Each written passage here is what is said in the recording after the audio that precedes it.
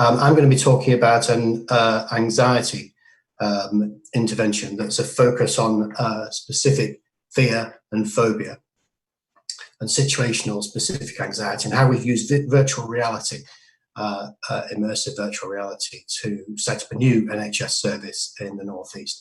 So an overview of what I'm going to talk about very briefly. I'm going to talk about anxiety in the autism spectrum, and the use of this virtual reality environment, which has been a 9-year journey to get to this point where we have an NHS service. Some evidence from observational studies in the randomized controlled trial that I'm going to spend most of the time at the end, I hope, talking about the implementation aspects and challenges. So moving on, please. So here are the facts about anxiety and autism. Anxiety is common, 50% of children and adults, multiple anxiety disorders, and many people having more than one anxiety disorder concurrently. Situation-specific anxiety, fear, phobia are very common, and they can often be slightly different to those seen in the neurotypical population, somewhat unusual. For example, fear of specific everyday objects, certain foods. But what we do know is that they cause a significant impact on the life for the young person themselves and family members. We also know through all the work that Autistica have done about priority setting and priorities for research, that autism and anxiety is right up there in terms of the research priority list. And I've given you a couple of quotes here about the impact of anxiety from parents and what people have said to us. And moving on from there, please. So NICE guidance talks about psychosocial and pharmacological treatments in relationship to anxiety. It talks about adaptations to cognitive behavior therapy. And cognitive behavior therapy is recommended for young people and adults with autism spectrum and anxiety who have the verbal and cognitive ability to be able to have a discussive-based treatment or intervention. And NICE guidance very much talks about adapting group cognitive behavior therapy or providing individual cognitive behavior therapy for those who would find group-based activities difficult. Thank you. But the challenge is, what is usual care? So parents report that actually they have real difficulties accessing treatment for situation-specific anxiety or phobia. We know that 8 to 12 sessions is a lot for services to deliver. We know it's really hard for the services to put adaptations in place. And then there's the question about whether the expertise is there in order to do that whole package of adaptations and expertise for so many sessions. So there's not a great evidence base for the use of cognitive behavior therapy in this way, and certainly not much evidence from clinical services. So moving on from there, please. So we've been using a virtual reality environment in order to address some of these challenges. In this immersive environment, you can see the pictures at the bottom of the slide. Computer generated images are projected onto the walls of a 360-degree room that's about 2.5 meters cubed. And the participants don't have to wear headsets, they don't have to wear goggles. They're able to sit in a room with a therapist side by side on a sofa and work through some of the strategies. So in this environment, we're able to provide lots of the adaptations that one would need, and then work through 4 sessions, giving both cognitive behavior therapy techniques and exposure therapy, so very gradually building up the challenge that the individual has in particular. And I'll show you an example of that in a moment. So thank you. So the intervention itself, prior to the treatment, each individual child and parent would attend a 45-minute session with the therapist to set a goal and think about what really is the challenge for them, and then work through how they would go through the challenges and learn some straightforward CBT techniques. So this is just 4 20-minute sessions across 2 weeks. So 2 sessions on one day with a gap in between them, go away, and then a week later, 2 more sessions with a gap in between them, And very importantly, the parental supporter can watch what's happening in the virtual reality environment using a video link and hear what's going on as well. We think that's probably a really active part of the treatment. So there's a relaxation scene at the beginning that allows familiarization with the environment and some practice relaxation sessions.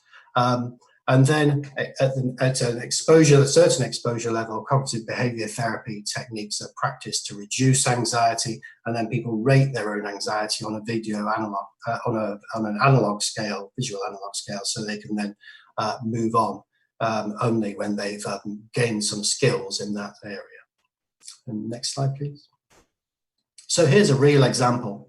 So this is an 11-year-old boy with a really significant pigeon phobia, unable to sit next to windows at home or at school, real anxiety getting ready to go out. This restricted school activities, restricted family activities, and might have panic attacks in towns if he was near pigeons. Thanks. So with an increasing challenge for him was having one pigeon in the virtual reality setting to begin with, and then moving on to a pigeon flapping around, coming nearer, and then multiple pigeons. And that was done over 4 of these treatment sessions. And at the end of those sessions, they was able to then walk past pigeons in the town centre.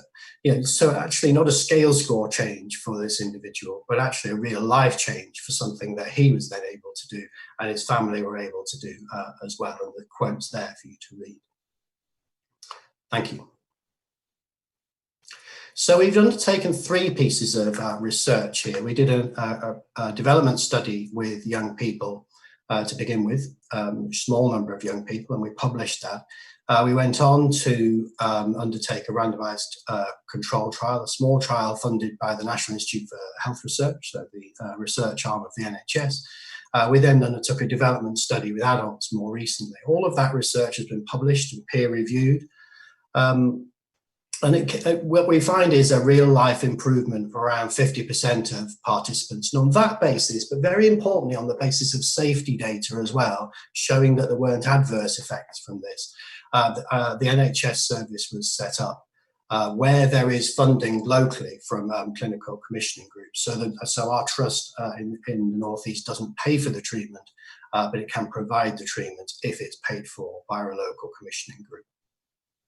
Thank you. So this is the Newcastle Blue Room treatment that's provided by Cumbria Northumberland Tyne Weir NHS Foundation Trust and the Complex Neurodevelopmental Disorders Service here that I work as part of, and Dr. Vicky Graham leads.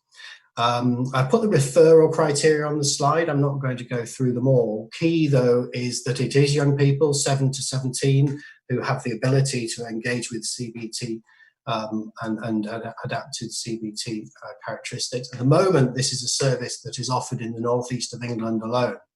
But I'll come on to it. We've been very hopeful that it will be offered more broadly in the future. All this information can be found online in a brochure. And there's a link to a YouTube video about it as well. And moving on from there, please.